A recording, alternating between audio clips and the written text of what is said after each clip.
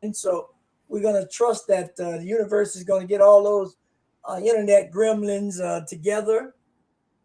And so this is Reverend Z over here, and we got Reverend Harold over there, and all my co-hosts. Reverend Briz is on assignment down in Florida, working at the International New Thought Alliance conference. And so we're knowing and trusting it all as well there. But today we are here with the esteemed leader of the Love Foundation. And we were talking a little bit before the show started to get me all up to speed and linked in with their mission and vision and what they're working on. And I'll just say this is something that you want to get involved in, because it's not just a local event or a localized event. It's a global event. And before we get too far down the track, I'm going to turn over to Reverend Harold and let him introduce himself and give you a little more foundational information about the organization and what their purpose is, and then we're gonna dive right in. So Reverend Harold, I turn it over to you. Well, thank you. It's a pleasure to be here, and I enjoy the opportunity to share the Love Foundation, of course, but also to share kind of how I got here, because I think part of that is the unique and interesting aspect of my personal journey, because I never expected to be here doing what I'm doing. Initially, I went through the 80s going to school full-time at night and working full-time during the day, and I pursued my various degrees all the way up to my master's degree in business, thinking that I would have, the quintessential career of doing everything right, working my way up the ladder, and my last iteration was a banker. And then a variety of things started to wake me up inside, and I started to kind of question and look at my own way of looking at life. And I started to delve internally rather than externally as I went through all of these experiences. And I think the critical question that I kind of asked myself is, I was doing everything right, but I wasn't happy. And I think that spurned a whole lot of unexpected solutions and ideas and creative avenues that would have never emerged had I not done that. And that kind of fast forwards, 1990 was kind of a pivotal year for me to begin doing a lot of introspection, which led to books, which led to a PBS show, which eventually in 2000 led to creating the Love Foundation as our nonprofit, which was really just an extension of what I had already been doing during the decade of the 90s, which was boiled down to the simplicity. We have choice in our thoughts and feelings, and we have the choice to choose unconditional love. And I kind of came to that awareness from looking at one book, because my background is not in any way religious oriented. My parents were very free and let us explore whatever we wanted to, perhaps a bit of a Lutheran because of my German background. But as a result of not having that indoctrination, I kind of looked at everything more pragmatically, perhaps my business side. And I picked up a book at one point thinking, well, I should know about the religions of the world.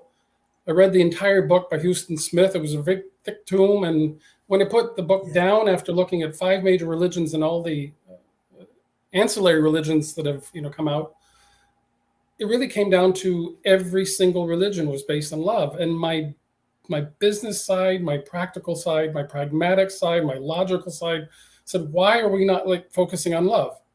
If that's been the main message for as long as we have recorded history, why are we going over all these other directions? That kind of led into the focus on love, which, from an inside out approach of really understanding myself and then sharing that understanding in a variety of ways, which culminated in the Love Foundation, which was kind of just an extension, our way of going global with this message and this idea of inspiring people to love unconditionally, reminding people of their worth, their magnificence, their beauty, their intrinsic nature as divine beings, and then realizing that what we seek is actually what we already are. And if we just recognize that, we can actually change ourselves and the world around us by simply emanating and radiating love, just understanding what it means for us and then sharing that love wherever we go.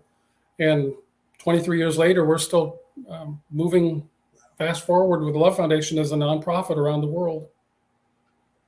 Wow. And that's amazing. And when you think about this whole idea of love and the comments you were making about that your parents gave you this exploratory approach, if you will, to finding out about religion and spirituality, when you get down to it and you strip away the religions, if you will, because I look at the religions as being more ritualistic ways of tapping into that love, and that the spirituality is more the essence of that.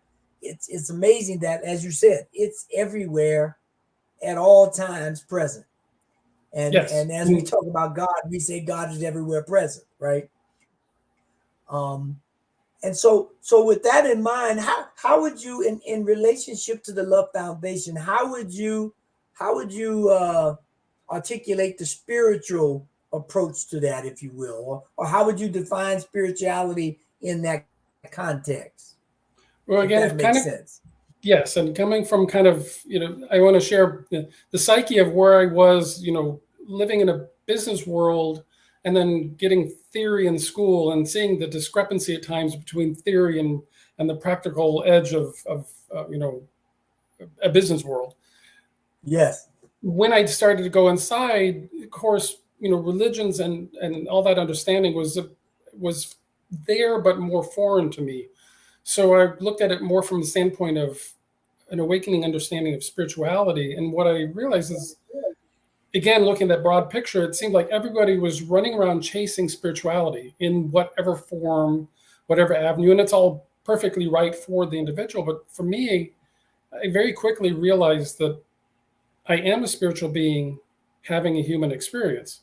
And when that recognition came through, then I was no longer seeking outside. It was like, now I'm going to embody my own inner divinity, my own grandness, my own magnificence. And I think for me, it's always got to be kind of this innate, intrinsic understanding of who we are as ourselves, being in touch with ourselves, being in touch with all these aspects of our thoughts and our feelings, but then going beyond and where does intuition come from? Where does inspiration come from? Where does imagination come from? It started out in these core essences of initially what I think I wasn't even aware of.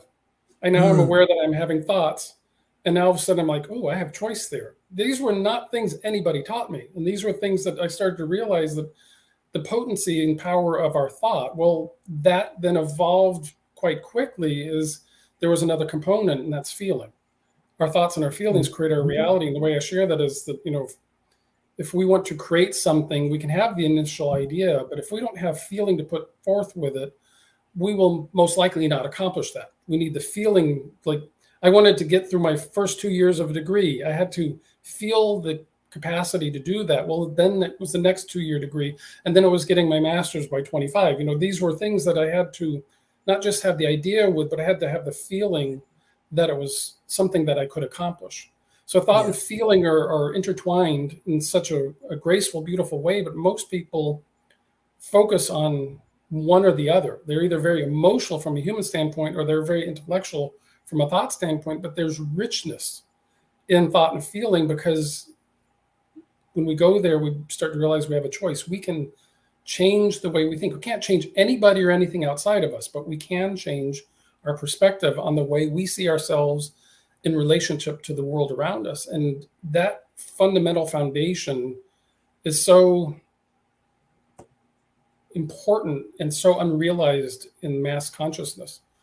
Now, Right. add to that the level of love, which is this unprovable, untangible thing that we absolutely know when it's present, and yet you couldn't prove it to anybody, and you can't necessarily, touch it in physical connotation. But in fact, it is always present. And that's kind of where I start to take thoughts and feelings. Well, love is always present. I'm going to spend my life exploring, quite selfishly. I want to know all about love. I want to Yeah. find a new definition for it. I want to find a new experience of it. I want to go beyond the triteness of, I love my house, I love my spouse, I love my career, all these things that we just have as throw off catchphrases, and instead really embody it and really open up to it and really feel it from the standpoint of the essence of love. And when that begins to happen, I can only speak now for over 35 years or so doing Yeah. this quite consciously. Yeah. Every day becomes more amazing than the day before, because anything I thought I knew when I wrote my first book in 93, that is all still true, but my understanding of it is exponentially more. Because each Yeah. day that I invoke love, each day that I seek to understand love in the presence of whatever I'm experiencing, the more it reveals itself, the more it reveals itself, the more it just becomes this ever unfolding, blossoming experience. So, I look at myself from the beginning stages of how I started this journey, and now where I've come to, and I realize I know less today than I did then. And that's just Yes. awesome, because then all things are possible. Right. And as one thing as you were talking that kind of stuck in my mind, for me, as you was talking, it popped in that love is kind of like gravity. No one has ever seen gravity. They've come up with a bunch of formulas to try to articulate what it is. But at its very essence, it is a feeling. It is a reaction to the things around it. And you may not be able to describe it or put your finger on it, but you know when it's taking effect. And so, Yeah. it's like the same with love. Like love is this intangible, invisible thing, but you know when it's present. You know when it's been invoked or when it's been enacted. And I love that idea, because what it says is that we have to be in tune. We have to be aware. We have to be present to understand love and to activate it beyond, as you were saying, the kind of customary things, or I love my job, a house, or whatever. And so I think that's key in remembering that. And with that, I like your answer to, in terms of balancing our lives between, as you said, you came in from a logical standpoint and you gravitated to get more of this other side. How do you see that working in conjunction with this whole idea of forgiving, and being able to express love and let love be that foundation of your life? So we're using the singular word of love, and when we invoke an interesting double negative, unconditional, but we don't, in Western centric, American centric, we don't have other terms. So we use unconditional love. You can use agape Yes. love, divine love. You can use a variety of other words that kind of express kind of a universal love, or God's love, or Jesus' love, and again, Western centric or in Christian traditions. my practical side is like this whole idea of unconditional love. It's interesting. The moment we, again, Western centric, American centric, I do kind of qualify that because other cultures will have different ways of addressing this. But in this case, the unconditional part, actually, people understand it when they hear it. They know that when you hit unconditional love, it's not good versus evil, right versus wrong, dark versus light. Unconditional love is a language, an energetic language that encompasses all that and is still more than that. And it's like the moment we invoke the two words, unconditional love, Mm-hmm. you go to a space where you realize we're no longer going to condition it.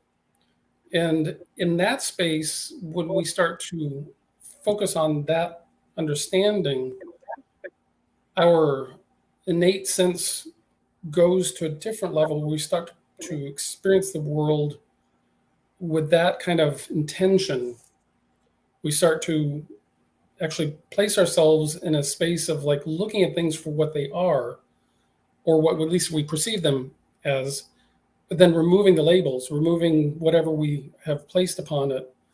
And we get to then experience it more. And that actually helps us become more present, because we're not going to react or resist or respond to something, being that kind of I call it kind of an observer. We're like in this world, but not of it. So we're observing ourselves being in it. And that's not to say, let me clarify real quick, doesn't mean that we don't have our moments. There doesn't mean that the right phrase or the right person that cuts in front of you doesn't trigger a response. It's that over time, we become more in tune with what we as earthlings would actually recognize in nature. Nature has a harmony about it.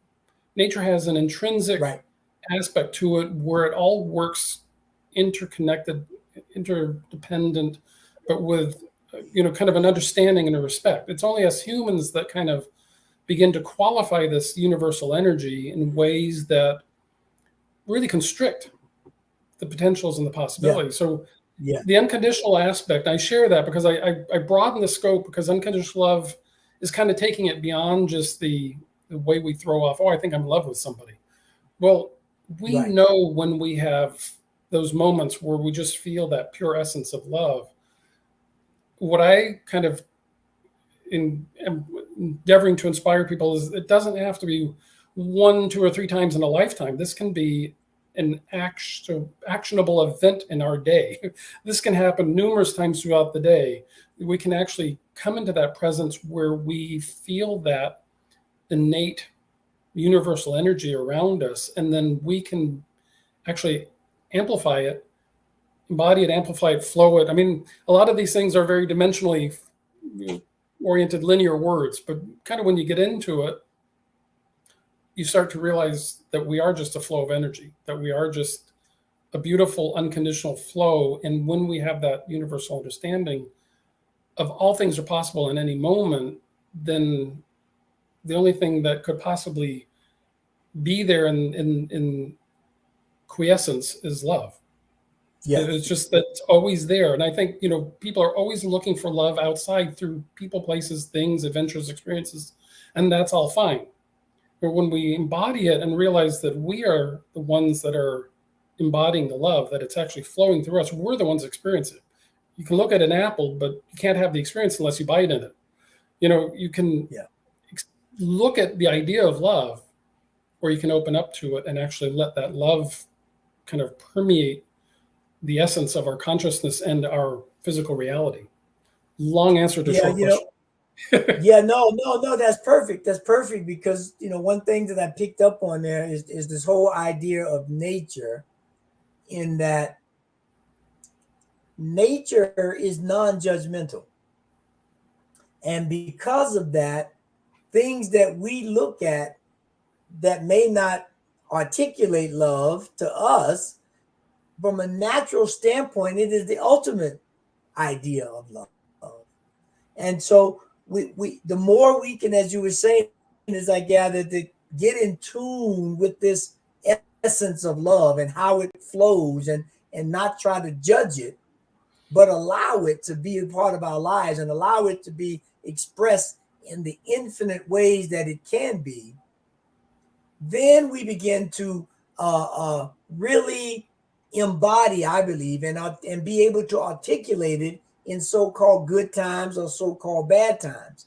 Because I think when those things happen, as you were saying earlier, the choice that we have is to withhold love or to give love, right? And so, but when we can look at it beyond these judgmental and categorizing it, it becomes, as you say here, it is the foundation of all creation. Love is the foundation. And so when we can look at it that way, the ability to give service, to ability to take heart, situations or joy, any situation becomes a lot easier, and it keeps us in that flow of what the universe is. I believe is one unconditional place for us to express the divine love and mind of the creative source.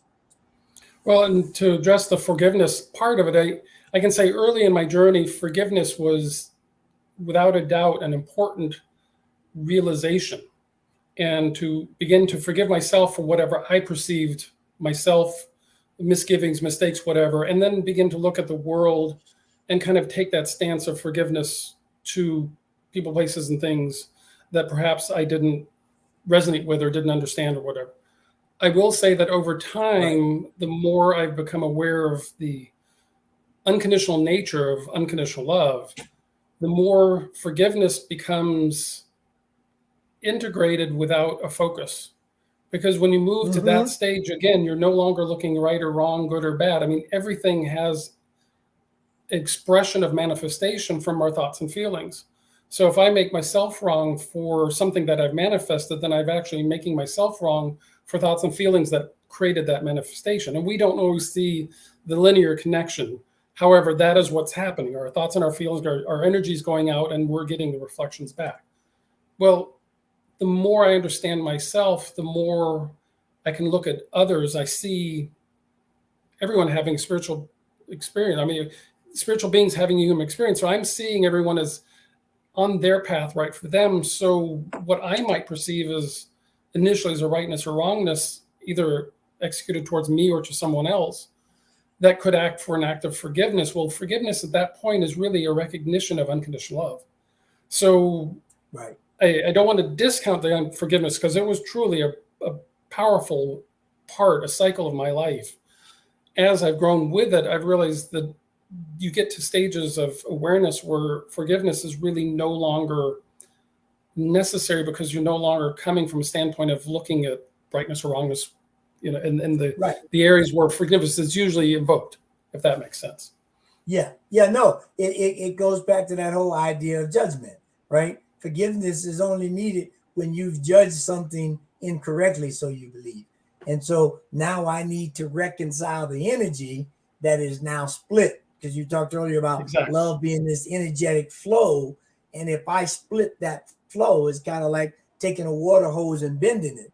Well, a little water may trickle out, but until I can resolve this, bent area where the energy is not flowing, it won't flow. And so I can definitely agree with that, and that as you become more, more in tune, it goes away. Because I just think about the statement from Jesus, who was talking about just let this flow. He says, "He who's without sin cast the first stone." Well, if we all know that we have these idiosyncrasies that happen, I don't need to focus on those. I can focus on continuously allowing the love flow, because everybody is doing the same.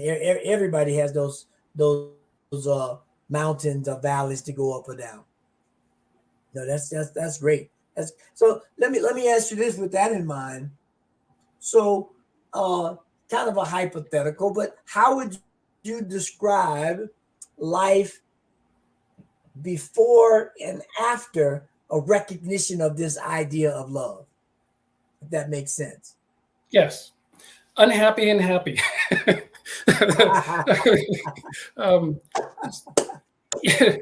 think I like sharing my journey, because I'm the, not a huge dramatic background. There's always going to be some people can have horrific traumatic events in their early life, and that will color the rest of their life. Other people could have the same events and it doesn't color their life.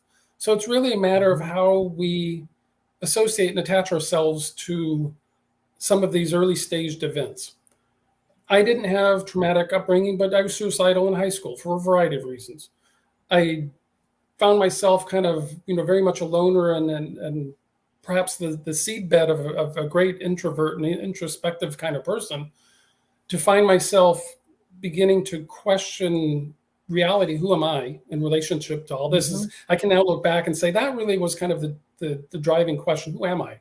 Because what I was experiencing in the outer world no longer was satisfying. I wanted to know more. And where I haven't had huge amount of transcendent experiences that say, oh, there it is. It's been extraordinarily practical and unfolding moment after moment, year after year, day after day, month after month, week after week. It's been one of these experiences that my life has expanded in ways that I could never imagine, because who I was prior to this awakening awareness and who I've become as a result of the pursuit of understanding this awakening awareness is like night and day.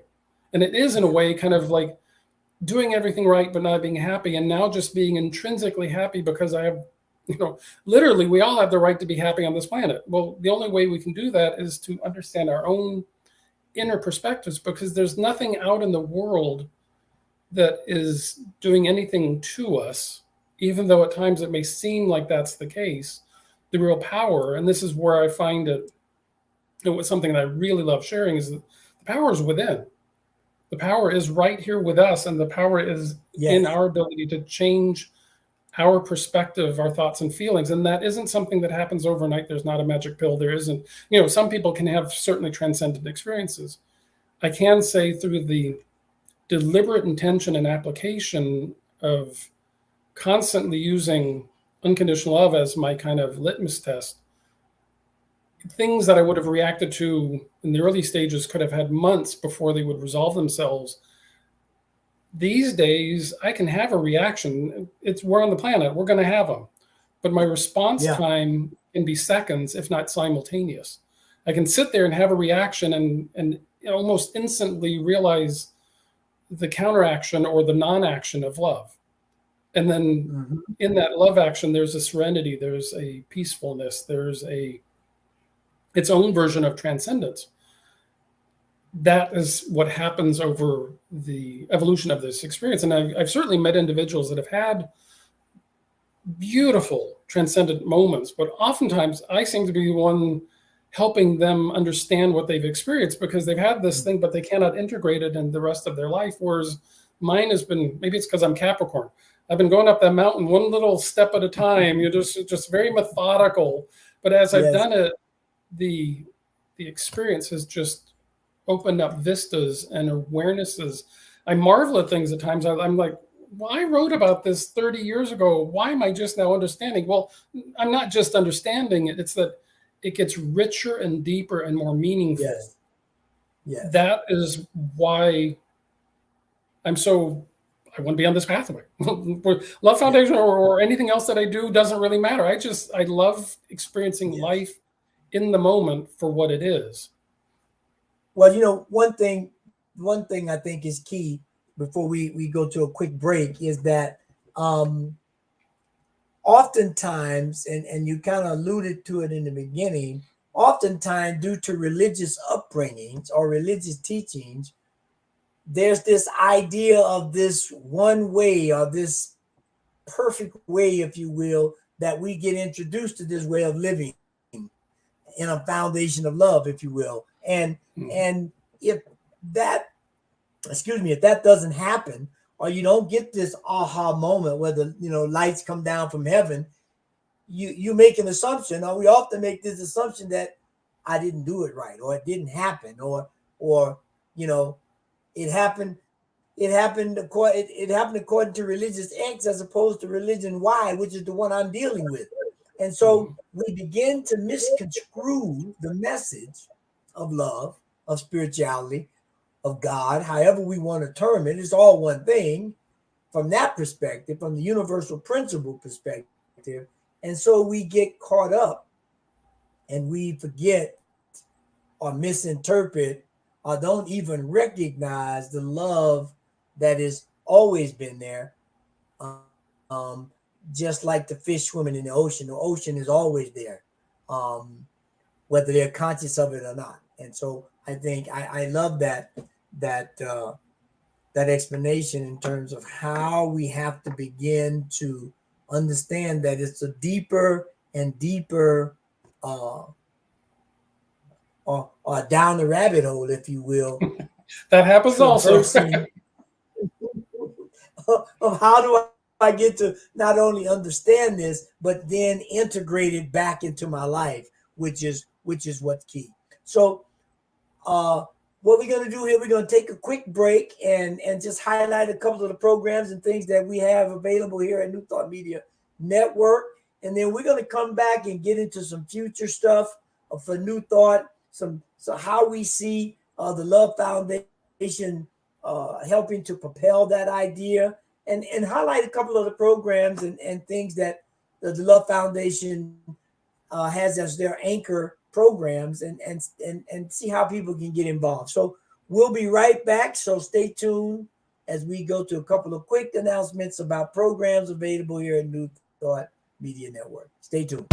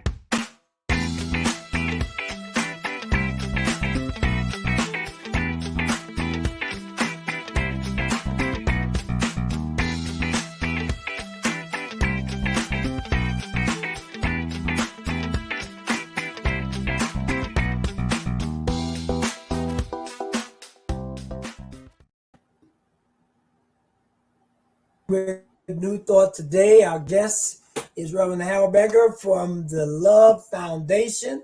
And we've been having a great conversation, just understanding this whole idea of love and how we implement it and how we get to know it. And so now we're going to shift gears a little bit and just look at the future of this whole idea. I want to bring up briefly here the website, Love Foundation website, that you can go to, and I'll drop that in the chat so that you can go and look at it and get to know some of the things that they're doing and begin to see how you can get involved with the Love Foundation and express this whole universal idea of love, and look at some of the work that Reverend Harold is doing, which is a great work. And I don't think it takes a whole lot for people to look around the world and say, ooh, we need more love in the world. I think that becomes self-evident. So there's definitely nothing that should stop anyone from at least exploring the idea of how do we get more love. So at the top here, let's just tell us a little bit about some of your signature events at the Love Foundation and how people may be able to get involved. Well, when we launched the Love Foundation as a nonprofit in 2000, our theme was inspiring people to love unconditionally. But you stop back and that's a nice phrase. And then you stop and say, how exactly do you do this? How do you inspire people to love unconditionally when most of humanity right now would say only God can love unconditionally, or us humans would say our dog can love us unconditionally? God or dog, reverse images. That literally, and it's somewhat facetious presented that way, but that is literally how most people see and understand unconditional love. It's a fairly significant paradigm shift to say unconditional love is within each of us and we get to express it by choice. It's no longer a purveyance of something outside of us or something that's bestowed on us. In fact, it's a way of living. So to inspire people to love unconditionally has been our litmus test. So the programs that we've designed and experienced have all been with that. It has to answer that question. Does it inspire people to love unconditionally to the best of our ability? And clearly when we started this in 2000, where do you even begin? To inspire people to love unconditionally when it's not even on the radar scope now. Fast forward 23 years later, you go into Target or Walmart and there are love T-shirts everywhere. You go through Walt Disney World and Mickey, peace, love, Mickey. Their love has become very much a mainstream understanding. And I will say, energetically, intentionally, I think we've added a little bit to that pot over the years. In 2003, I woke up in 2 o'clock in the morning with this idea. And it was this idea of Global Love Day each May 1st, the celebration of our humanity.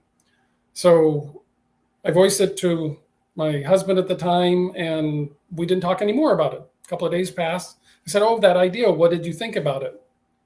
He said, "I thought we were doing it." Oh, so I went to the board. I revealed it to the board. Everybody was on board. Now go back to 2000. Websites were just becoming mainstream. You used Publisher and weird little programs to get websites out.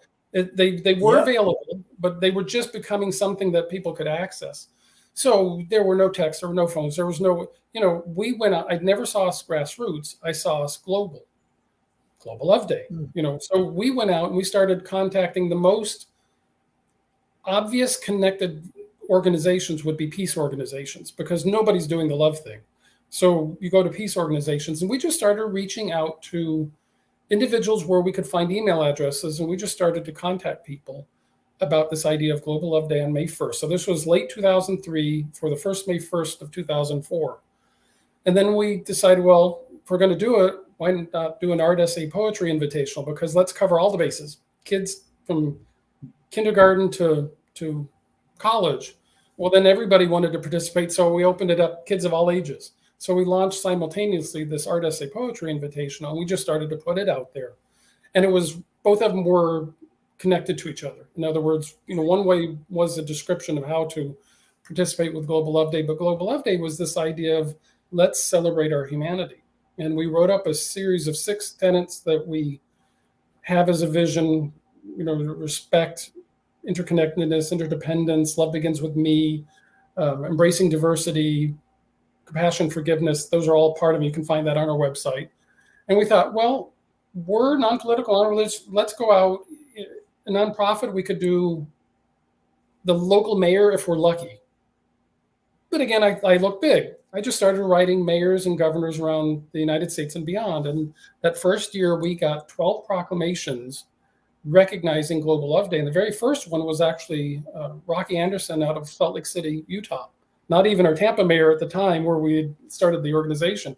That did happen that year also. However, Rocky Anderson was the first. And I distinctly remember him doing a press conference, unbeknownst to us at the time. But, articles came out afterwards, and they were 2004. They were kind of highly critical, skeptical about this day of global love. Isn't it woo-woo? Isn't it cute?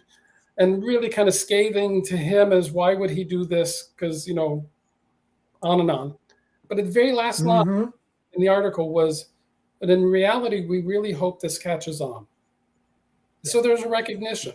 So we've always just gone ahead and done it anyway. And I will fast forward that's a side juncture of Global Love Day, but we have, as of this year, 874 proclamations from governors, mayors, councils, the Dalai Lama. We represents about 30 governors in the United States. You have to ask every year, so it's always new request. But all we have over 275 cities in the United States and a dozen in Canada and one in England. And again, what I keep enjoying sharing is this is us doing this universal message in a universal way, just saying all things are possible. And all we're really saying is, individuals in service in government, they aspire to a vision. We're not political, so we don't look for political favor. We just simply say, here's the universal message. We have no clout. They either choose to do it or not. And it's remarkable that every version has accepted it and seen this and say, yes, this is actually what I am aspiring to, no matter which side of the political fence they're on, which tells me a lot about unconditional love, because ultimately we spiritual beings having human experience, we're coming from spirit. We're forgetting that spirit, but we are coming from that spirit. In other words, intrinsically, we are love. And on some level, we remember that. Now, with the day-to-day machinations of what goes on in the world, it's very easy to forget that when you're only looking externally. But when you go internal, we feel like just putting this day out every year, and it has evolved. We've had, events around the world where people have taken Global Love Day and had events. We've had, with social media the last 5, 6, 8 years, it's changed quite a bit. And then we've actually ended up on Wikipedia with Global Love Day. And some of the things we're experiencing, we always wanted the Love Foundation to kind of eventually disappear, that it just became Global Love Day or just became the vision of love. And that's in a way what has happened. We have each year we are fascinated by marketing groups that will take up the message of Global Love Day and create advertisements based on Global Love Day. And I will say we've looked at them, the ones we've known them, and we've looked at thousands of them. They are always innately accurate in their using of that advertisement with the actual reason of what we're doing. And I think that says a lot to the core universal intention that we've set out. So Global Love Day is our way of seeing how this core intention that we can all love unconditionally, that we can all inspire one another with unconditional love, that we can reach people in 175 countries and have coordinators in 50 of them. People that find us because we don't advertise. We're really kind of unknown, yet really known. And when people find us, they come to us with heart and they say, I understand unity. I understand connectedness. I understand this universal truth, and I want to be a part of that. And then we give ideas, for example, on our website, but it's not our goal to tell people how to celebrate. Our goal is to see what creative ideas people come up with. And they have been as diverse and as beautiful as you can possibly imagine over the years. And every year it takes on a different note. So Global Love Day, the art essay poetry, when you get a teacher that writes and says, thank you for giving me something to give the children that I couldn't do otherwise, but I can actually now have the children focus on peace and love and harmony and joy and compassion and kindness and forgiveness in a very universal sense. That gives them an opportunity to help stimulate the children. And then, of course, we get the value of a packet of 30 kids that, have all expressed themselves in one way or another about love. There's not a day that I wake up there, I'm like, this is going to be a very interesting day, because you just never know how it's going to reveal itself yet again with new, fresh ideas and opportunities. And then to see it mainstream in ways that we wouldn't have necessarily had, quote unquote, a hand in is also kind of cool, because we have realized over the years we're seed planters. That's the best we can do. Yeah. And, the one thing I loved about that is this whole idea of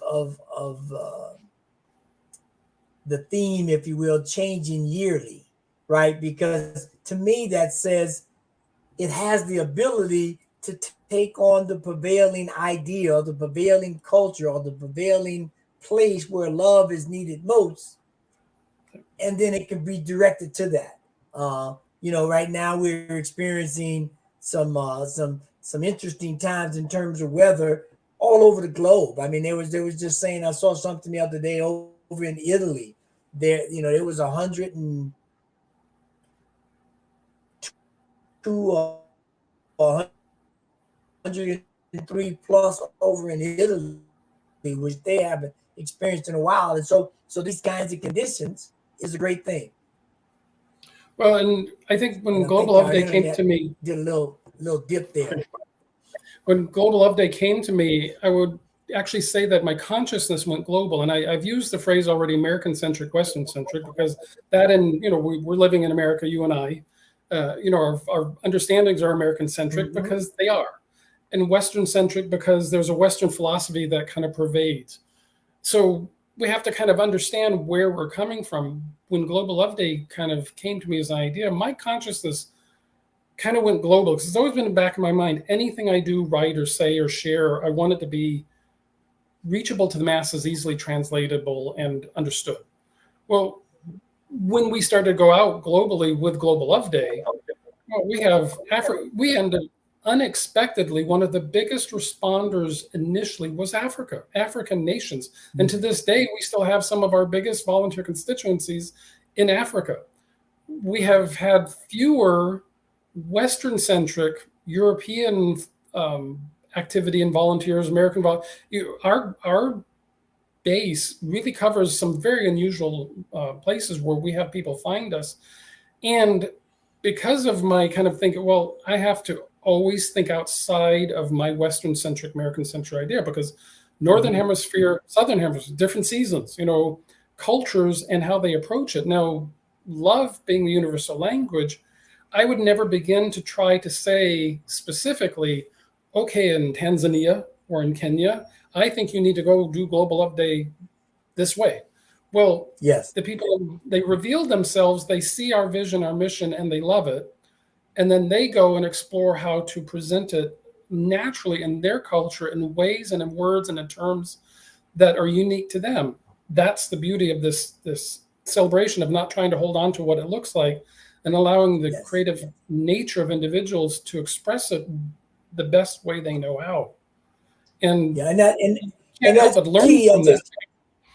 Yes, because that's key. One of the things we do at New Thought and with our the CSL organization in general, in terms of trying to get these principles of oneness and love and universal possibility out, is that as we move over into Africa and other Latin America and some of the Spanish-speaking countries, we provide the principles, but we don't dictate to them how they should express it or how they should implement it, because as you were just describing there, it's going to be different, and they're going to have a better idea than trying to dictate based on some idea, Western or otherwise, that we have that won't necessarily satisfy the needs of the people or even be acceptable to the people. And I think that's the beauty of love and the beauty of spirituality, in that it takes on, it's like water. It will take the shape of the container you pour it in. And so we just need to find the containers and allow the water or the spirit or the love, excuse me, to do what it do, if you will. And to celebrate our diversity, to absolutely celebrate our diversity, because we, in fact, I think that there's such an energetic on the planet, especially right now, kind of everybody wants to be in group A or group B, or maybe C or D. Everybody wants to be in a particular group, and the real richness of life is in diversity.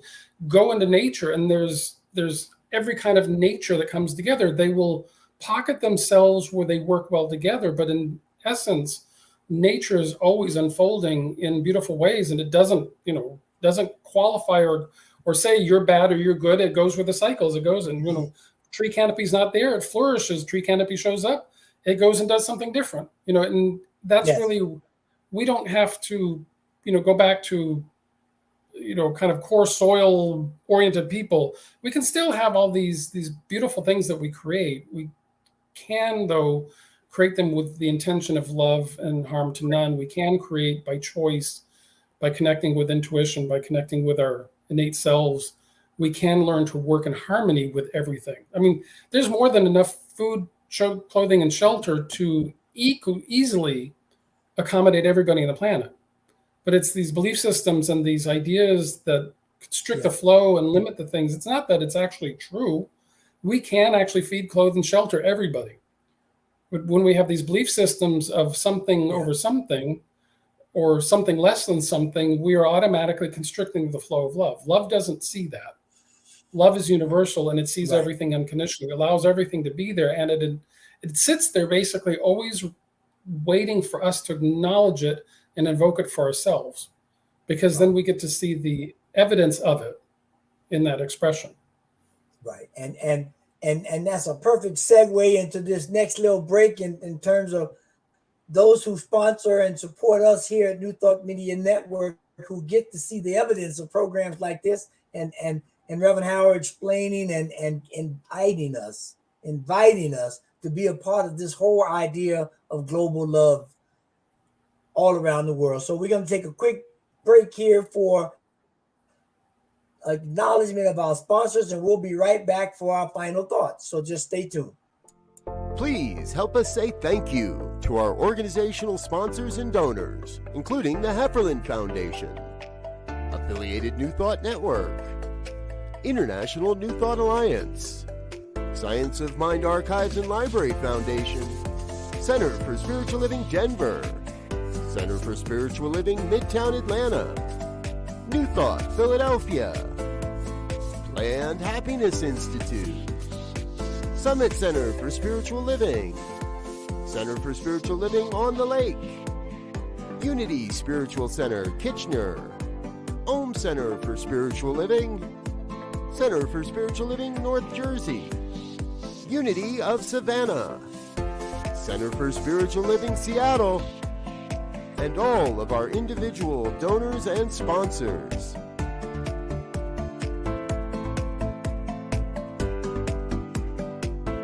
Thank you for being a part of the New Thought Media Network. Please come be you.